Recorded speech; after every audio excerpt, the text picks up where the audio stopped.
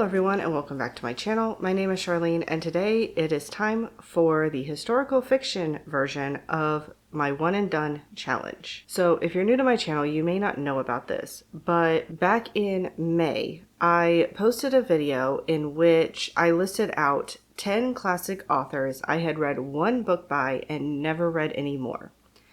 And you guys had the opportunity to vote for which book, or I should say which author, you wanted me to read another book by, and which book of theirs you wanted me to read. And the one that won for that video was John Steinbeck, and the book that got chosen was East of Eden.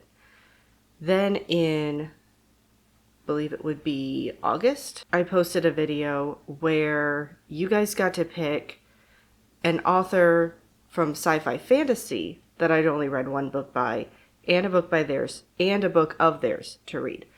And the one that won for that one was Elizabeth Lim, and the book that was chosen was Six Crimson Cranes. Now, in that one, I did also have a second book you guys could choose, and that was to pick a series for me to continue. And this would be a series that I started, maybe read one or two books, and never continued reading any more of it. And the one you guys chose was The Giver Quartet by Lois Lowry. So the next one I needed to read was Gathering Blue. Now we're going to be doing this for historical fiction, and this time you are only picking one book again. So I have 10 authors who write historical fiction that I have read one book by, and I've never read any others. And you guys are going to get to vote down in the comments. And what you're going to do is you are going to pick one of the authors I list today and vote for that author for me to read another book by them.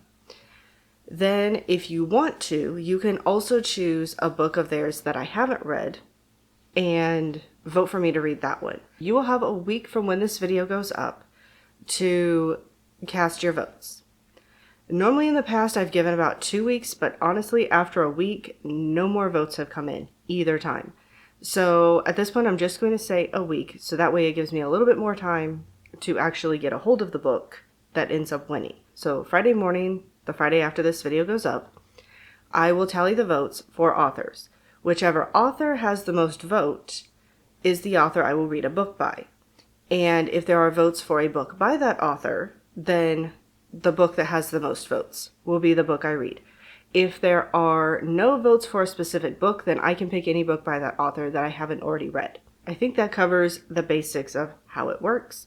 If you have any questions, feel free to ask me down in the comments below and I will clear any of that up. And also, I forgot to specify, whatever book you guys vote on, I will have 3 months in which to read that book. So since you are voting in November, I have all of December, January, and February to read the book. This is the one book in my TBR that you guys get full control of. Feel free to take control whatever way you want to, because when I did the classics one and done, like I said, East of Eden one, and that book is over 600 pages long. So, I mean, you can even vote for a book that you're just curious if it's any good or not. It doesn't have to be a book that you've read. However you want to vote is how you can vote. Whatever book you want me to read is what you can vote for me to read. And in case you're wondering or don't remember how I'm choosing which genre I'm doing for these videos, back in May, I'm assuming, probably early May, I posted a poll in one of my community posts where I asked you guys, which genre do you feel the most comfortable recommending books in? When I was originally getting ready to film the video, classics was winning. And either right before I started filming when I checked it again, or after I got done filming, it turned out that fantasy sci-fi was actually winning. So I decided it's not really fair to the sci-fi fantasy people that they didn't get a video when they actually had more votes. And I decided also it might make more sense to just go through all of the genres. So we're just doing the genres in the order from which one's got the most votes to the least votes. So it's historical fiction this time. And I'll have to look. I think mystery thriller is going to be the next one. I'll have it somewhere up here on the screen, letting you know which genre will be next. But I think mystery thriller will be the next one. So I think that covers all the preambles, hopefully. So let's go ahead and get into the authors that you will be able to vote on. All right, so the first author I'm going to mention is the only one that I actually own the book by them still. and that is Sharyn McCrumb, and the one book I read is The Ballad of Tom Dooley. Now, this is technically, I think, book 9 in her ballad series, but from everything I can tell, the books aren't necessarily connected. It's possible that there's a character that they have in common or something like that, but they're all different stories about different things from history. I don't really know any more than that. But this one, if you're familiar with a little bit older music, there was a song by the Kingston Trio back in probably the 60s or 70s called Tom Dooley. It's about a man who was convicted of murdering a woman in a southern town. The song is about him, what he did, how he got caught, all of that. And he did hang for the crime. Now, in this book, from what I understood, Sharyn McCrumb did a lot of research into this particular crime. And at the end of her research, came to the conclusion that it may not have been Tom Dooley who committed the crime. So he may have been wrongly accused and executed for a murder that he did not commit. I really enjoyed this book, but I had a reason for wanting to read this book in the first place, and I don't really feel like I have with the other books that she's written. So if there's another book by her that you guys would like me to read, you can vote for her. Then the next author is Juliet Blackwell, and the book that I read by her is The Paris Key. And this one, part of me almost feels like calling this historical fiction is kind of pushing it a little bit, because the historical part is very small. And I believe it takes place in about the 1980s. In this book, we have the main character in present day who goes to Paris because her uncle passed away and he owned a locksmith shop.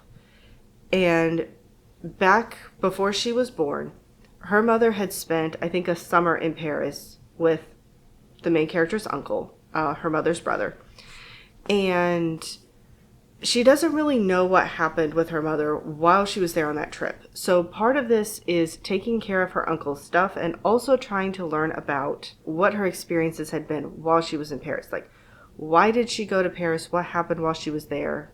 And all of that. We do get some flashbacks to her mother back in the 80s. Like I said, I believe it was. We don't get a ton, but we do get some. But looking at Juliet Blackwell's other books, it sounds possibly like her other novels that have a historical aspect to them, have a dual timeline, possibly spend more time in the past.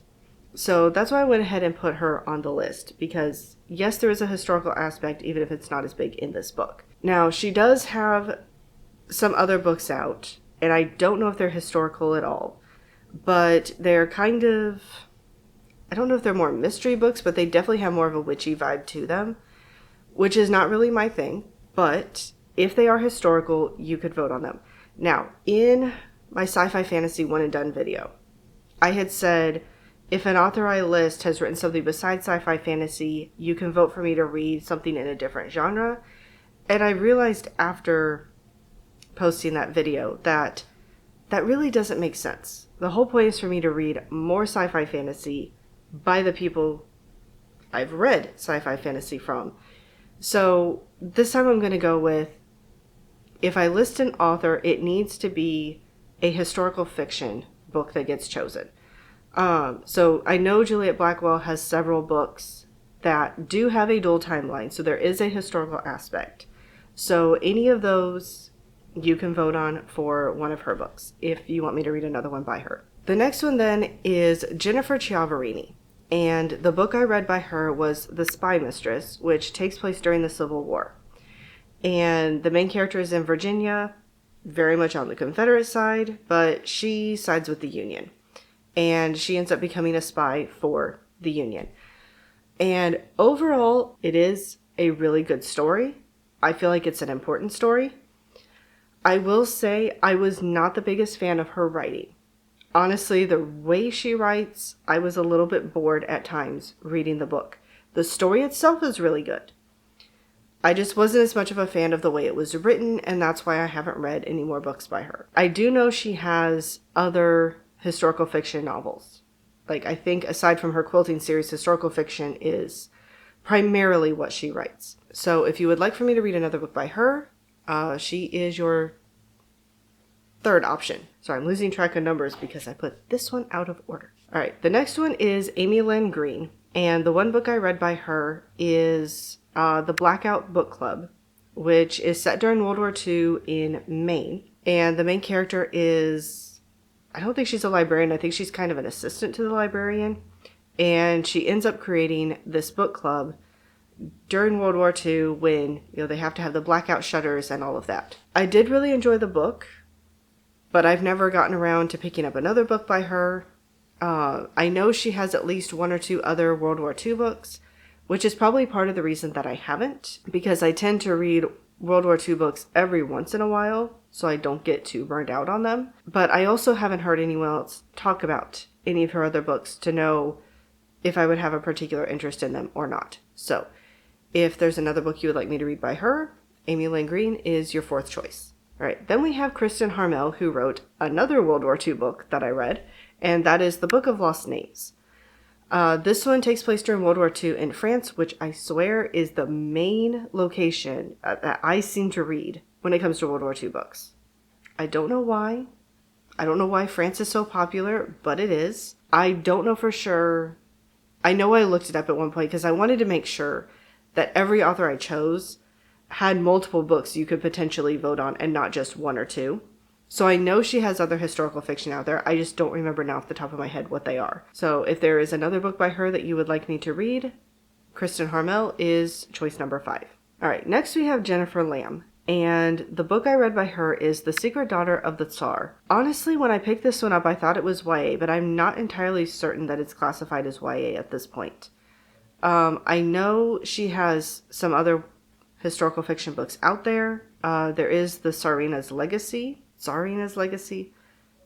Not the easiest word to say for some reason. Beyond that, I don't remember off the top of my head. But The Secret Daughter of the Tsar was a triple timeline, because we had the present, we had the past in France during World War II, another France during World War II, and we also had Russia coming towards the end of the Romanovs. I enjoyed the book, but part of it, I think, was that was around the time when I was starting to get burned out on World War II books, because I know I had read that one.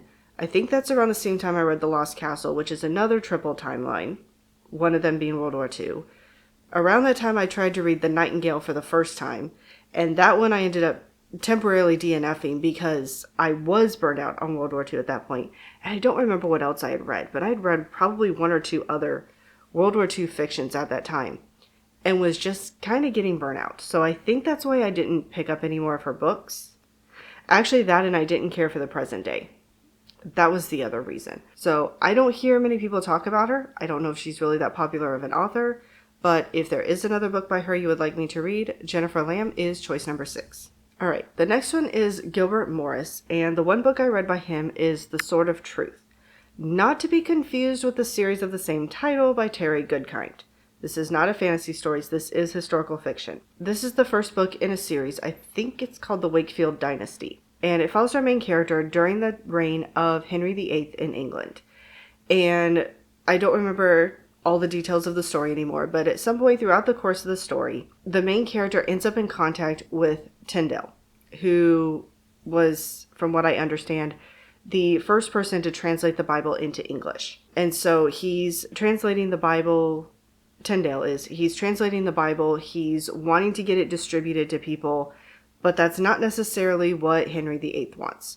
So it's kind of dangerous trying to get that work done. Now, this is one where the story was pretty good overall, but I was extremely bored most of the time while reading it. There was one scene about 3/4 of the way through the book where all of a sudden the action picked up and I thought, oh wow, is it actually going to get a lot more interesting and I'm going to get a lot more drawn in now? No, it was one scene and it was done, and it was back to the way the story had read before then. So this is part of a series, which means you could vote for me to read the second book in the series if you want me to continue it. But I'm also fairly certain like I said, I was trying to make sure you had multiple books to vote on. So I'm sure he has other books that are historical fiction as well, if you would like me to read one of those. The next one is a reasonably popular author, especially when it comes to more classic Christian novels, and that is Jeanette Oke. The one book I read by her is Wind Calls the Heart.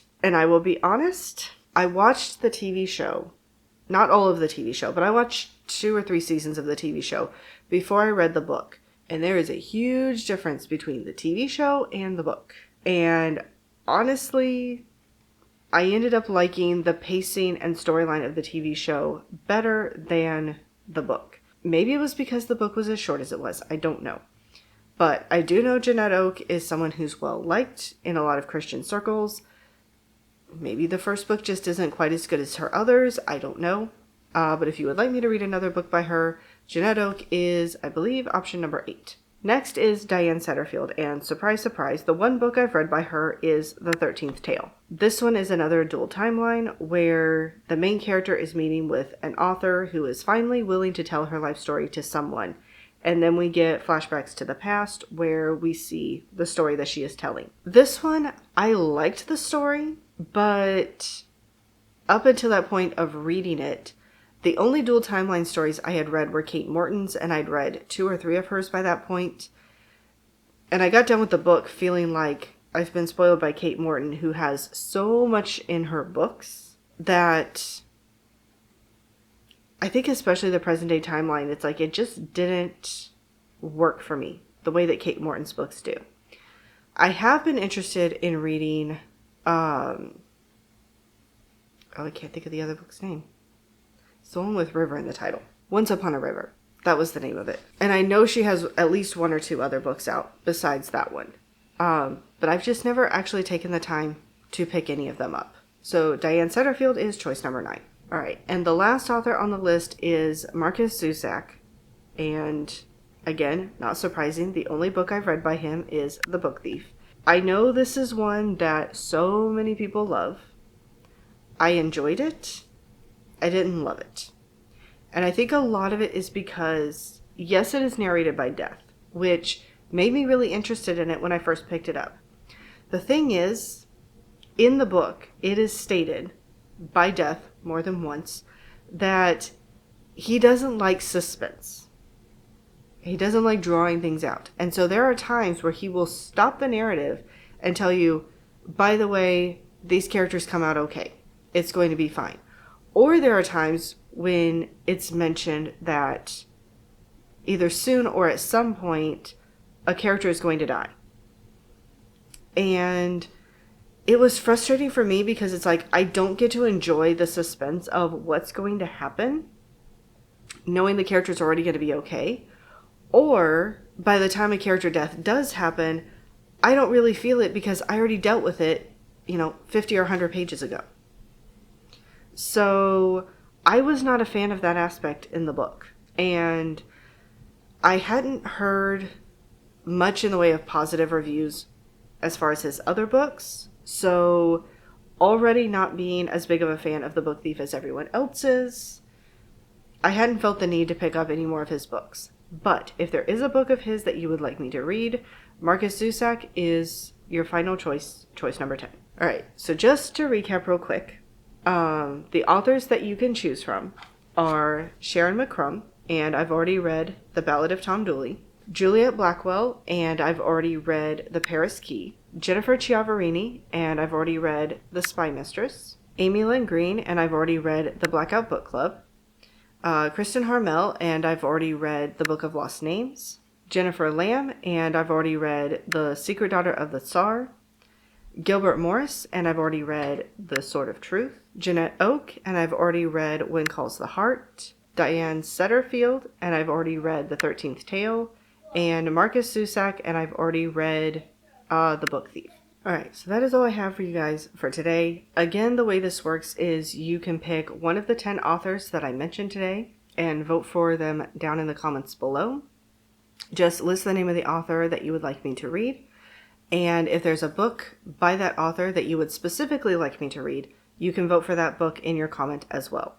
And the Friday after this video comes out, I will tally up all of the votes and I will let you know in a community post which author won and which book won, so you know which book I'll be reading. And again, I will have until the end of March to get the book read. So please don't forget to cast your votes over the next week. And other than that, I hope you all are having a wonderful day, and I'll see you later.